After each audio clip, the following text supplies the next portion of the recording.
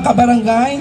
So, there you have it. Ito po yung ating mga 18 na participants. Pero, binilang ko po kanina, mayroon po tayong 20. Tama po ba, Barangay Secretary? 20 na lechon. Sabay-sabay po nila ihawin. So, ang unang hakbang, ang unang proseso ng paglilitsyon ay sabay-sabay po na ilalagay ang kanilang mga winning ricado o herbs or spices. Siyempre, pampalasa, ma'am.